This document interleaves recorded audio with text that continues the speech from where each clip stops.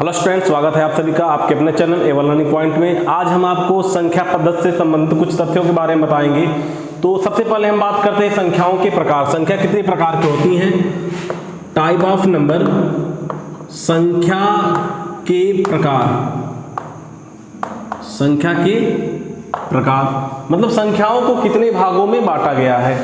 तो संख्याओं का जैसा हम जानते हैं कि संख्याओं को दो भागों में बांटा गया है। नंबर एक वास्तविक संख्या, वास्तविक संख्या, और जो दूसरा भाग हमारा है वह कहलाता है काल्पनिक संख्या।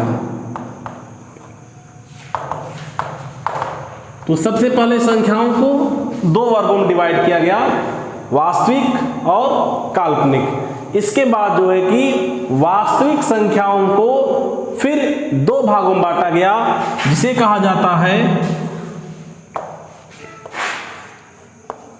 परिमेय संख्या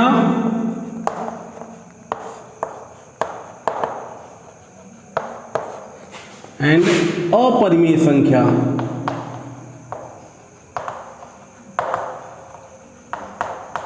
परिमेय संख्या और अपरिमेय संख्या। तो सबसे पहले संख्याओं को दो भाग बांटा गया, वास्तविक संख्या और काल्पनिक संख्या। और वास्तविक संख्याओं को दो भागों में बांटा गया, परिमेय संख्या और अपरिमेय संख्या। अब इसके बाद परिमेय संख्याओं को फिर पुनः दो वर्गों में डिवाइड किया गया। नंबर एक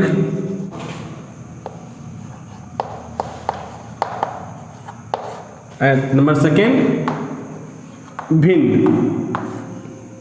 और फिर पूर्णांक को तीन भागों में बांट दिया गया।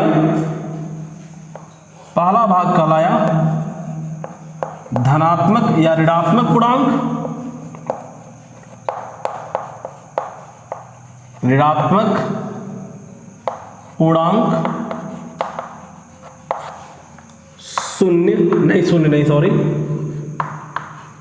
ऋणात्मक पूर्णांक। इसके बाद पूर्ण संख्या और धनात्मक पूर्णांक। और फिर पूर्ण संख्या को दो भागों में बांटा गया, प्राकृतिक संख्या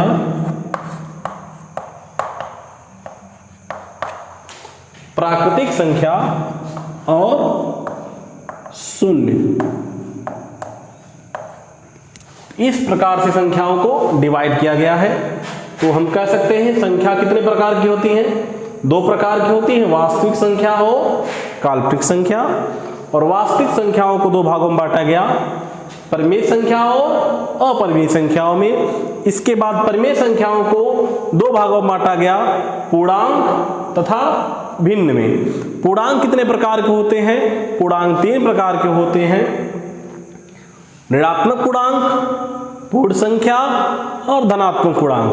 इसके बाद पूर्ण संख्या जो होती है दो प्रकार की होती हैं, प्राकृतिक संख्या और शून्य होती है। प्राकृतिक संख्या किसे कहते हैं? प्राकृतिक संख्या तो जिन संख्याओं का प्रयोग हम गिनने के लिए करते हैं या काउंट करने के लिए जिन संख्याओं का प्रयोग किया जाता है, हम उन संख्याओं को कहते हैं प्राकृतिक संख्या। जैसे कोई भी वस्तु दी गई, बहुत सारी वस्तु दी गई हों, उनको गिनने के लिए जिन संख्याओं का हम प्रयोग करते हैं वही संख्याएं कहलाती हैं प्राकृतिक संख्या। तो इस प्रकार से सबसे छोटी प्राकृतिक संख्या जो होती है वो होती है एक, और एक से लेकर के बढ़ती बढ़ती अनंत तक होती हैं संख्याएं। इसका कोई निश्चित नहीं होती है कि प्राकृतिक संख्या कितनी होती हैं, अपरिमित होती। तो सबसे छोटी प्राकृतिक संख्या जो हमारी क्या होती है? एक। इसके बाद क्या होता है? दो, तीन, चार, फिर dot dot dot so on. इसी प्रकार से आगे बढ़ते जाएंगे। अब हम बात करेंगे कि पूर्ण संख्या क्या होती है। पूर्ण संख्या किसे हम कहते हैं, जानेंगे हम पूर्ण संख्या। पूर्ण संख्या क्या होता है? अगर हम प्राकृतिक संख्याओं में शून्य को सम्मिलित कर दें, मिला दें, तो तो वह जो होगी संख्याओं का जो समूह होगा वह कहलाएगा पूर्ण संख्या कहलाएगा। इस प्रकार से पूर्ण संख्या क्या होंगी, 0 से लेकर के अनंत तक की सभी संख्याएं पूर्ण संख्याएं कहलाती हैं। अर्थात प्राकृतिक संख्याओं में शून्य को मिलाने के पश्चात जो संख्याओं का सम्मिलित रूप होता है वह पूर्ण संख्या कहलाता है। तो पूर्ण संख्या क्या होती है, 0 1 2 3 dot dot dot so on. इसी प्रकार से और भी आगे होंगी। तो सबसे छोटी जो पूर्ण संख्या होती है वो है 0 और जो सबसे छोटी प्राकृतिक संख्या वो है 1। तो हम देख रहे हैं कि जितनी भी प्राकृतिक संख्याएं हैं वे सभी प्राकृतिक संख्याएं पूर्ण संख्याओं के अंतर्गत आएंगी, परंतु सारी पूर्ण संख्याएं प्राकृतिक संख्याएं नहीं होंगी, क्योंकि 0 एक ऐसी पूर्ण संख्या है जो कि प्राकृतिक संख्या नहीं होती है। बट सारी प्राकृतिक संख्याएं पूर्ण संख्याएं कहलाती हैं। ठीक है, तो अब हम आगे बढ़ते हैं और जानेंगे अब हम पूर्णांक के बारे में। पूर्णांक क्या होता है?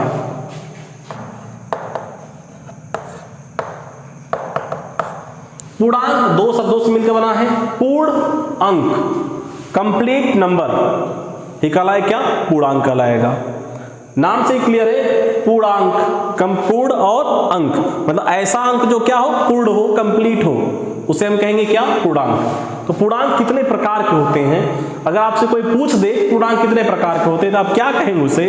आप बताइएगा कि पूर्णांक 3 प्रकार के होते हैं। धनात्मक पूर्णांक, धनात्मक पूर्णांक। धनात्मक पूर्णांक क्या होता है? जो प्राकृतिक संख्याएं होती हैं, अगर हम प्राकृतिक संख्याओं को धन चिन्ह के साथ व्यक्त करते हैं, प्रदर्शित करते हैं, लिखते हैं, तो वह कहलाते हैं धनात्मक पूर्णांक। अर्थात सारी प्राकृतिक संख्याएं धनात्मक पूर्णांक कहलाती हैं। अर्थात धनात्मक पूर्णांक को हम प्राकृतिक संख्या भी कह सकते हैं। धनात्मक पूर्णांक 1 2 3 4 डॉट डॉट डॉट, इस प्रकार से हम कह सकते हैं जो धनात्मक पूर्णांक होते हैं वही क्या होती हैं, प्राकृतिक संख्या होती हैं। इसके बाद हम बात करेंगे ऋणात्मक पूर्णांक। ऋणात्मक पूर्णांक, तो ऋणात्मक पूर्णांक क्या होता है? अगर प्राकृतिक संख्याओं को ऋण चिन्ह के साथ व्यक्त कर दिया जाए, प्राकृतिक संख्याओं को अगर हम ऋण चिन्ह के साथ व्यक्त करते हैं तो उन्हें हम कहेंगे ऋणात्मक पूर्णांक। जैसे for example -1 -2 -3 -4 dot dot dot so on.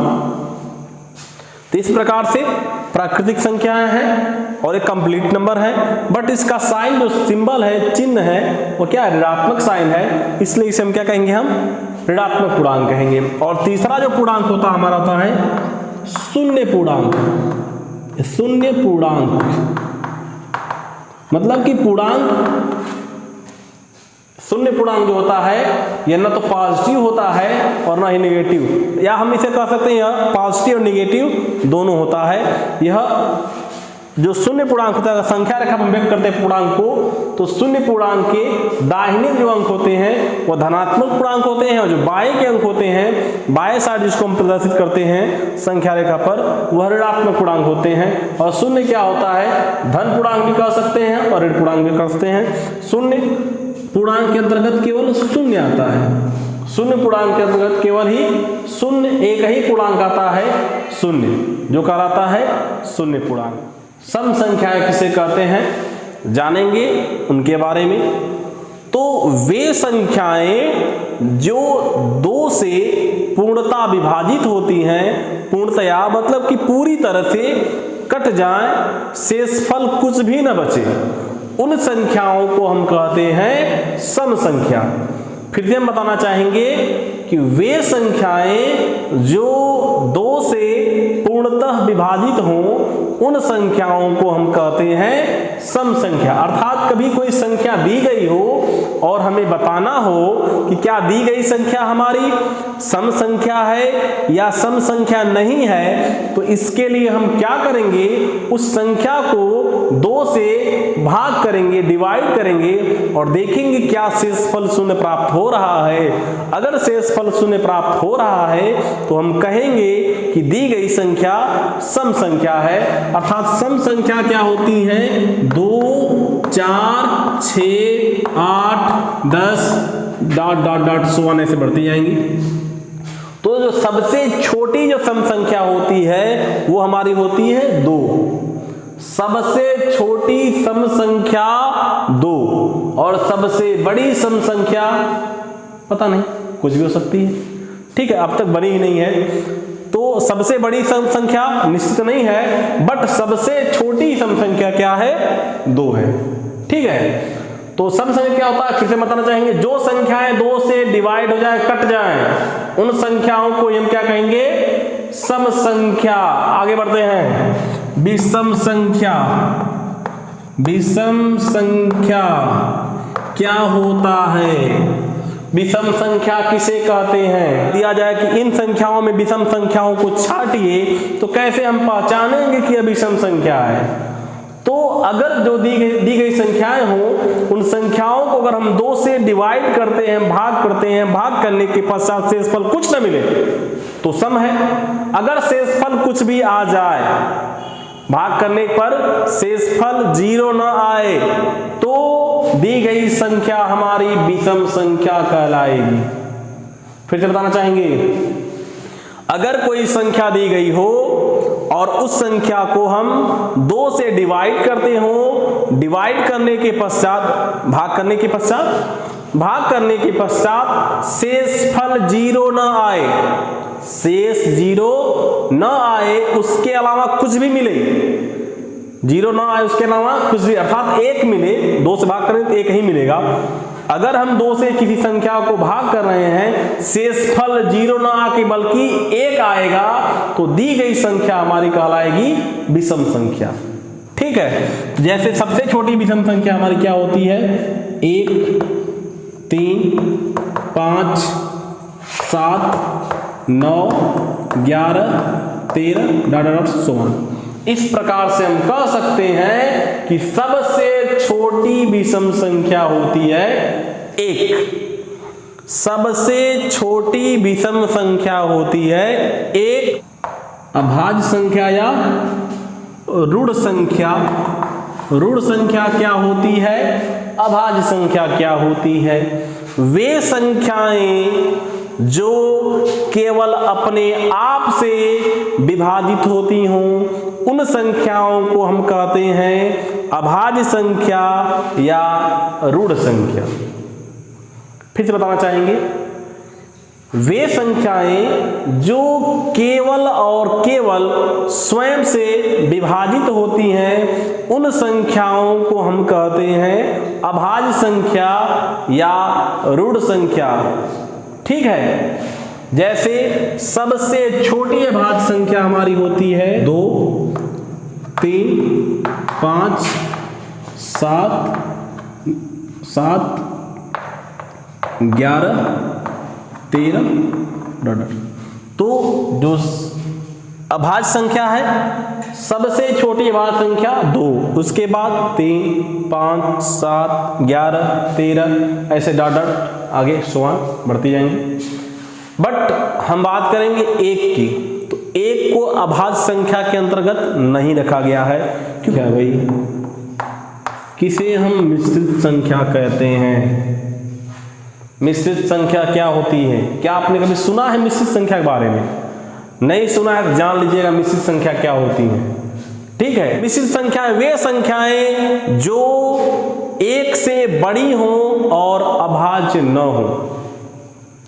1 से बड़ी और अभाज्य संख्या न हो तो उन संख्याओं को हम कहेंगे मिश्रित संख्या। 1 और अभाज्य संख्याओं को छोड़कर जितनी भी संख्याएं होंगी, सारी की सारी संख्या कहलाएंगी मिश्रित संख्या। तो सबसे छोटी मिश्रित संख्या क्या होगी? 4, इसके बाद 6, इसके बाद 8, 9, 10, 12 डॉट सुवन। ठीक है, फिर से बताना चाहेंगे निश्चित संख्या के बारे में। तो एक और अभाज्य संख्या को छोड़कर, एक को और अभाज्य संख्या जितनी भी होती हैं उन्हें अगर छोड़ दिया जाए और जितनी भी संख्याएं बचेंगी वे सारी की सारी संख्याएं कहलाएंगी मिश्रित संख्या। क्लियर करेंगे, हम जानेंगे कि सअभाज्य संख्या क्या होती है। क्या आप सअभाज्य संख्या के बारे में जानते हैं कि सअभाज्य संख्याएं क्या होती हैं? कभी आपने इसके पहले सअभाज्य संख्या के बारे में सुना है? सुना है, ठीक है, नहीं सुना सुन लीजिएगा यहाँ पर हमसे। ठीक है, तो सअभाज्य संख्या क्या होती हैं? अगर दो संख्याएं इस प्रकार दी गई हों, दो संख्याएं इस प्रकार दी गई हों कि उन दो संख्याओं का महत्तम समापवर्तक 1 हो, मतलब दो संख्याएं हम कह सकते हैं ऐसी दी गई हों जो किसी एक ही संख्या से दोनों संख्याएं डिवाइड न होती हों, तो उन दोनों संख्याओं को हम कहेंगे सहअभाज्य संख्या। फिर से बताना चाहेंगे सहअभाज्य संख्या होती है अगर दो संख्याएं इस प्रकार दी गई हों कि उन दोनों संख्याओं का महत्तम समापवर्तक 1 हो। जैसे हम कहते हैं 3, 5, 4, 7, 6, 11। ठीक है, ऐसे और भी बहुत सारी संख्या होंगी। तो अगर हम बात करते हैं 3, 5, देख रहे हैं अब दो संख्या है, इन दोनों संख्याओं का महत्तम समापवर्तक ज्ञात करते हैं तो दोनों संख्याओं का महत्तम समापवर्तक क्या मिलेगा? 1 मिलेगा। तो इसलिए इन दोनों संख्याओं का हम एक दूसरे का सहअभाज्य संख्या कहेंगे। मतलब यह दोनों संख्याएं क्या हैं? सहअभाज्य संख्या हैं। यहां पर लिखा गया है 4 और 7, 4, 7। तो 4 तो 2 से डिवाइड होगा, बट 2 से डिवाइड 7 नहीं होगा। 2 से 4 तो कटेगा बट 2 से 7 नहीं कटेगा, विभाजित नहीं होगा। इसलिए इन दोनों भी संख्याओं को कोई ऐसी संख्या नहीं है जो इनको विभाजित कर सके सिवाय 1 के। तो 1 से हम किसी विभाज्यता की जांच करते नहीं हैं। अतः हम कह सकते हैं कि दो संख्याएं इस प्रकार दी गई हों जिनको कोई संख्या, एक ही संख्या विभाजित न कर सके, तो उन दोनों संख्याओं को हम कह देंगे सहअभाज्य संख्या। तो इस प्रकार से हम जाने कि सहअभाज्य संख्या क्या होती है, संख्या कितने प्रकार की होती हैं, सम संख्या क्या होती हैं, विषम संख्या क्या होती हैं, और अभाज्य संख्या क्या होती है, प्राकृतिक संख्या क्या होती हैं। तो अब हम अगले वीडियो में मिलेंगे, तब तक के लिए जय श्री कृष्ण।